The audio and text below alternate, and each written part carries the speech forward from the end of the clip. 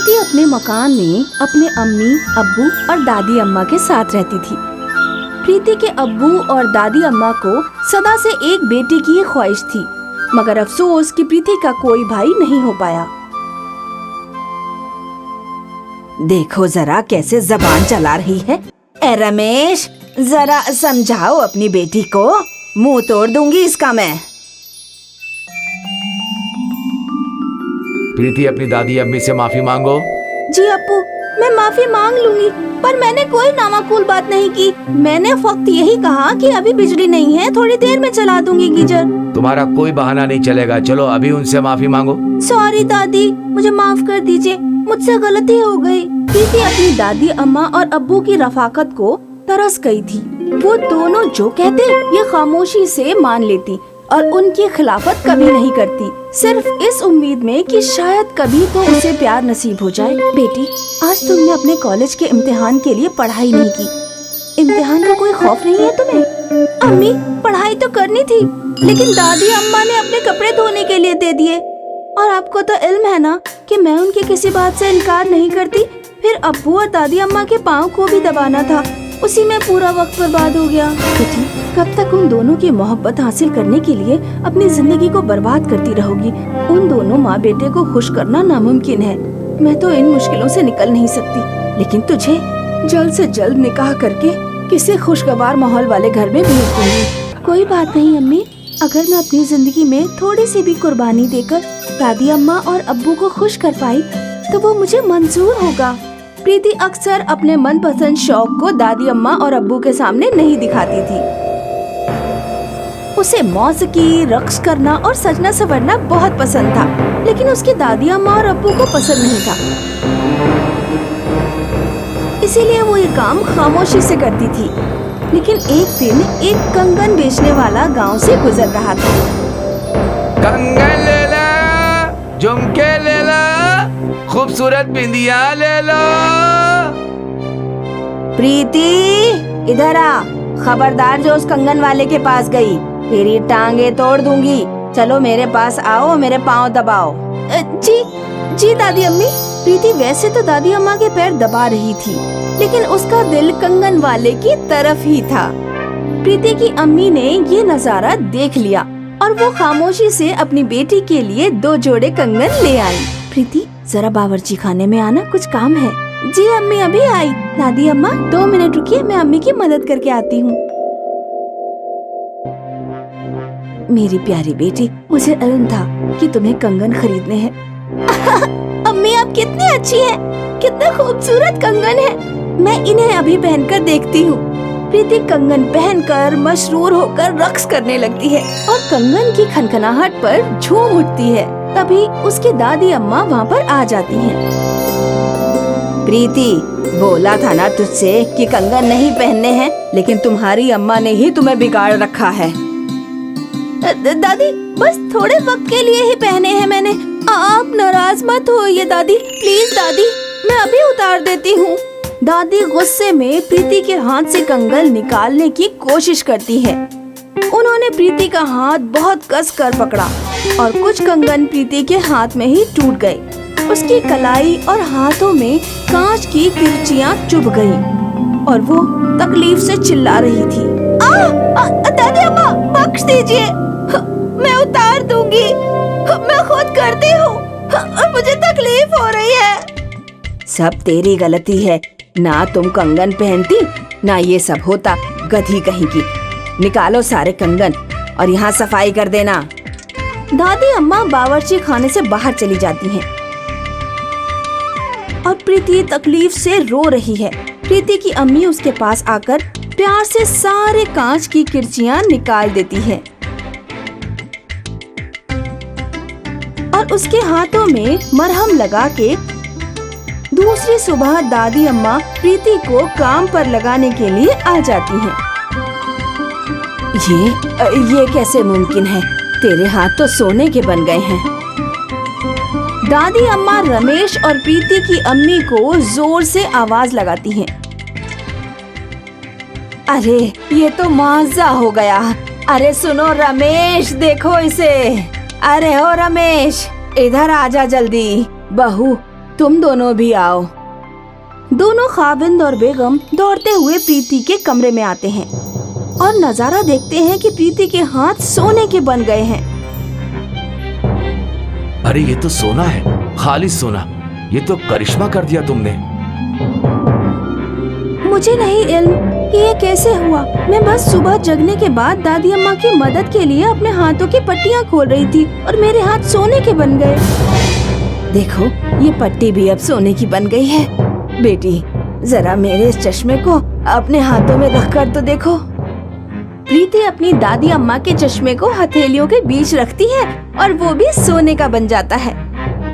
या अल्लाह, आपका लाख लाख शुक्र है कि आपने हमारी बच्ची को कितनी खूबसूरत नेमत से नवाजा है। हाँ मेरी प्यारी बेटी, मेरी नजरों का तारा। प्रीति को यकायक अपनी दादी अम्मा और अब्बू से बेतहाशा प्यार मिल रहा था। बेटी, चम्मच को खालिस सोने का बना दो। मेरी प्यारी बेटी, इस गुलदस्ते को भी खालिस सोने का बना दे। धीरे धीरे प्रीति अब घर की शहजादी बन गई थी। उसकी अम्मी तो उसे प्यार करती ही थी, अब दादी अम्मा और अब्बू भी उसे मोहब्बत करने लगे थे। उनके घर के हालात अब काफी बेहतर हो गए थे। उन्होंने सोना बेचकर बड़ा बंगला खरीद लिया था। मुलाजिमों की कतार लग गई थी और पूरा परिवार शहंशाहों की तरह राज करने लगा था। प्रीति के हाथों को सोने का बने हुए अब पूरा 1 साल हो गया था। वो सुबह उठी तो घबराकर रोने लगी। अम्मी, जल्दी आइए यहाँ। क्या हुआ प्रीति? सुबह सुबह क्यों रो रही हो? प्रीति अपने हाथ आगे करके अपनी अम्मी को दिखाती है। उसके सोने के हाथ अब सोने के नहीं थे। अम्मी, अब मैं क्या करूंगी अम्मी? दादी अम्मा और अब्बू हमें घर से बेदखल कर देंगे। अब वो मुझे कभी मोहब्बत नहीं करेंगे। प्रीति के रोने की आवाज सुनकर थोड़े ही वक्त में अब्बू और उसकी दादी अम्मा वहाँ आ जाते हैं। क्या हुआ बेटी, रो क्यों रही हो? क्या हुआ मेरी प्यारी बच्ची? दादी अम्मा और अब्बू दोनों बोलते हुए ठहर जाते हैं। या अल्लाह, ये क्या कर दिया तूने नामुराद? बस यही एक कसर रह गई थी। प्रीति, तुम्हें हमारी खुशियों से कोई शिकवा है क्या, जो खुद के हाथ खराब कर लिए? जनाब, ऐसे न कहिए आप लोग। उसे भी निहायत बुरा लग रहा है। उसने ये सब जानते बूझते तो नहीं किया है ना? प्रीति खौफ से बस रोती जा रही थी और खामोश थी। खामोश, बिल्कुल खामोश मीना। तुम माँ बेटी का क्या करूँ मैं? निकाल दो इन दोनों को, अभी घर से निकाल दो। जितना सोना हमें मिलना था वो हमें मिल चुका है। अब इन माँ बेटी की हमें कोई जरूरत नहीं है। निकल जाओ तुम दोनों, अभी के अभी। मेरे घर में एक लम्हा और रुकी तो मुझसे बुरा कोई नहीं होगा। प्रीति और उसकी अम्मी रोते हुए घर से निकल जाते हैं। ना उनको कोई रकम दी गई और ना ही कुछ सोना। बस 2 अदद कपड़ों के साथ माँ और बेटी सड़कों पर भटक रही थी। एक पुराने टूटे फूटे खंडरात में रात गुजारी और सुबह होते ही उन दोनों की किस्मत पलट गई। अम्मी, उठो, ये देखो। हाँ, ये हाथ क्या हुआ? क्या ये? प्रीति और उसकी अम्मी की आंखों में मसरत के आंसू थे। प्रीति के हाथ जो एक दिन के लिए बदल गए थे, वही हाथ अब हीरे के बन गए थे। प्रीति और उसकी अम्मी अपने हरीस अब्बू और दादी अम्मा से बहुत दूर जाकर एक नई जिंदगी की शुरुआत करते हैं। उनकी जिंदगी में बेशुमार दौलत और प्यार नसीब हो जाता है और उनके इर्द गिर्द कोई भी तकलीफ नहीं होती।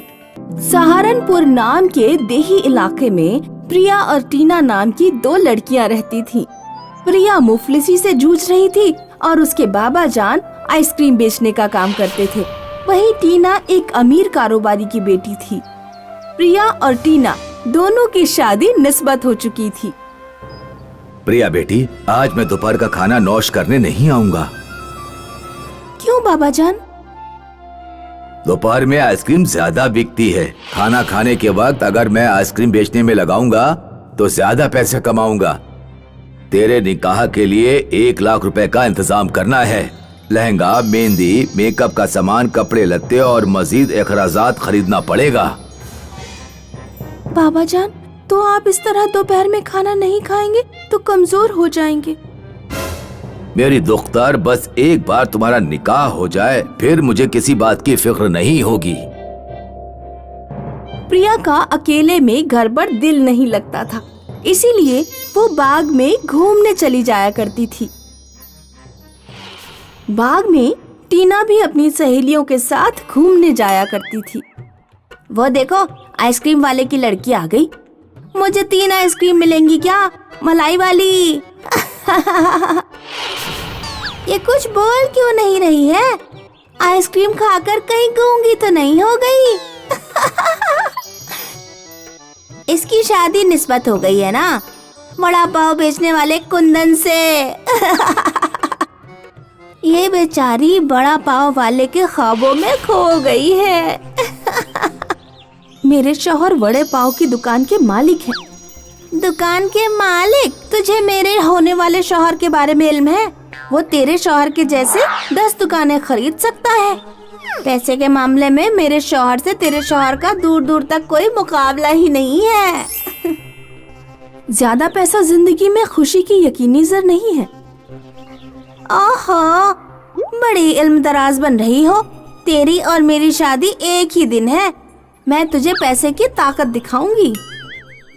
शादी वाले दिन से कुछ दिन पहले ही टीना ने गांव की सारी कॉस्मेटिक दुकानों से सारी चीजें खरीद ली। उसने किसी भी दुकान पर एक भी मेहंदी की कोन नहीं छोड़ी। शादी वाले दिन जब प्रिया शहर मेहंदी लेने पहुंची तो उसे पूरे देही में कहीं भी मेहंदी नहीं मिली। चाची जान, क्या आपके पास मेहंदी है? नहीं बेटी, सारी मेहंदी टीना के घर जा चुकी है। आज मेरी शादी है और मेरे हाथों पर मेहंदी की एक बूंद भी नहीं। अब आया मजा। जरा मेरे हाथ देख, कैसे मेहंदी से खूबसूरत लग रहे हैं। अब तू ऐसे ही सादे हाथ लिए ससुराल पहुंचेगी। टीना चली गई और प्रिया आंखों में अश्क लिए वहीं खड़ी रह गई। प्रिया को कहीं से कोयल की आवाज सुनाई दी। इतनी खूबसूरत कोयल की आवाज मैंने पहले कभी नहीं सुनी। प्रिया आवाज की तरफ कदम बढ़ाती गई। वो कोयल एक दरख्त पर बोल रही थी। ये तो मेहंदी का दरख्त लगता है। प्रिया ने दरख्त के पत्ते तोड़े, उन्हें पीसा और कोन बनाकर उसमें मेहंदी भर दी। फिर वो अपने घर पहुंची और उसकी सहेलियों ने उसके हाथों में मेहंदी लगा दी। अपने हाथों में मेहंदी लगे देखकर प्रिया को बेहद खुशी हुई। आज मुझे लग रहा है कि मेरा निकाह हो रहा है। प्रिया अपने ससुराल पहुंची। तुम्हारी मेहंदी तो बहुत खूबसूरत रची है। मेरी तो कुछ ही घंटों में फीकी पड़ गई थी। ये मैंने एक दरख्त से खुद बनाई थी। मैं दुकान पर जा रहा हूँ, जरा मेरे जूते ले आओ।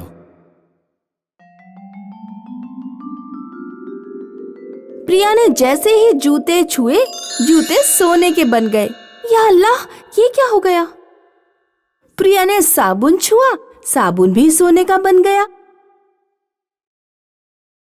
अब वो जो भी शय छूती गई वो सोने की बनती गई।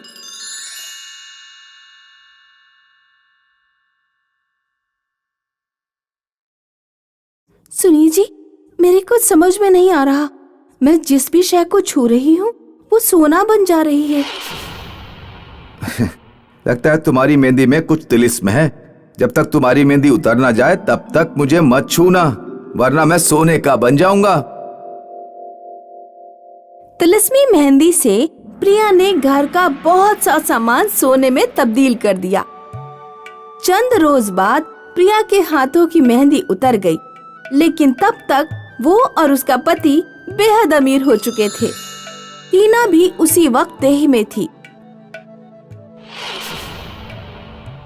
जब टीना ने प्रिया को कार से उतरते देखा तो वो चौंक गई। टीना चुपके चुपके प्रिया के पीछे उसके घर तक पहुंची और घर के अंदर झांक कर देखने लगी। बाबा जान, ये लीजिए 10 लाख रुपए। अब आपको आइसक्रीम बेचने की कोई जरूरत नहीं। इन पैसों से आप अपनी बाकी की जिंदगी आराम से बसर कर सकते हैं। बेटी, तुम्हारे पास इतनी रकम कहाँ से आई? तिलिस्मी मेहंदी से बाबा जान। जंगल में एक मेहंदी का दरख्त है जिसकी मेहंदी लगाने के बाद जो भी चीज छुओ वो सोने की बन जाती है। अच्छा, तो ये राज है। टीना जंगल में गई और उसने मेहंदी का दरख्त ढूंढ निकाला। उसने पेड़ के सारे पत्ते तोड़ डाले और उन्हें अपने घर ले आई। फिर पत्तों को पीसकर उसने ढेर सारी मेहंदी बनाई और अपने हाथों पर लगा ली। अब इस तिलिस्मी मेहंदी से मैं इतना सोना बनाऊंगी कि आगे आने वाली सारी नस्लों को कोई काम करने की जरूरत नहीं पड़ेगी। टीना ने सबसे पहले एक डब्बे को छुआ। डिब्बा सोने की जगह गोबर का बन गया। ये क्या हुआ? डिब्बा तो सोने का बनना चाहिए था।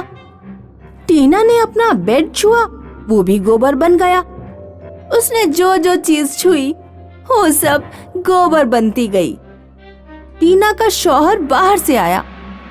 बाहर आओ टीना, मैं तुम्हें अपनी नई कार दिखाता हूँ। नहीं, मुझसे दूर रहिए। टीना के शौहर ने टीना की बात नहीं सुनी और टीना का हाथ पकड़ लिया। टीना का हाथ छूते ही शौहर भी गोबर के ढेर में तब्दील हो गया। या अल्लाह, मैं लुट गई, बर्बाद हो गई। मेरा सब कुछ गोबर हो गया। कोई मेरी मदद करो। तभी तो कहते हैं कि लालच का फल बुरा होता है। गुड़िया का परिवार मध्य प्रदेश के एक गांव में रहता था। गुड़िया, ओ गुड़िया। क्या हुआ अम्मी? वीरपुर वाले लड़के ने निकाह के लिए हाँ कर दी है। अल्लाह का करम है कि इस बार बातचीत नाकाम नहीं हुई। 13 परिवारों से बात करने के बाद 14वां परिवार था ये। अब मौत आने से पहले कम से कम मैं तेरा निकाह तो देख पाऊंगी।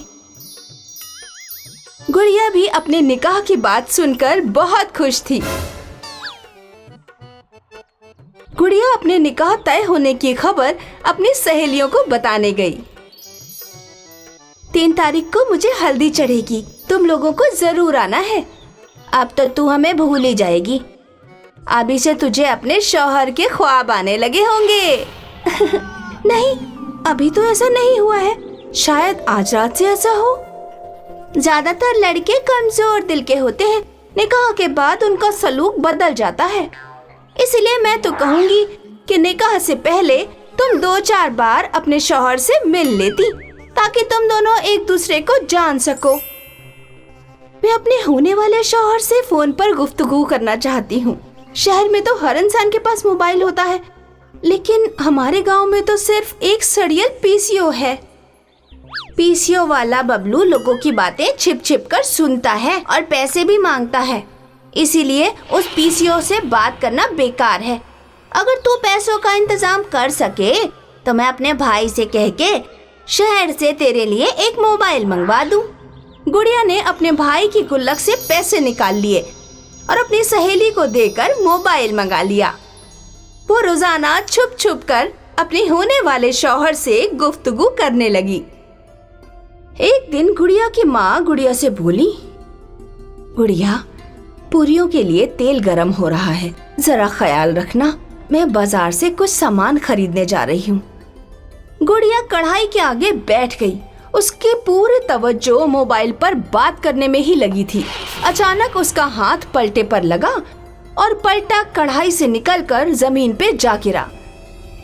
गुड़िया के मुंह पर तेल के छींटे पड़ गए, जिससे उसके चेहरे पर कई जगह दाग पड़ गए।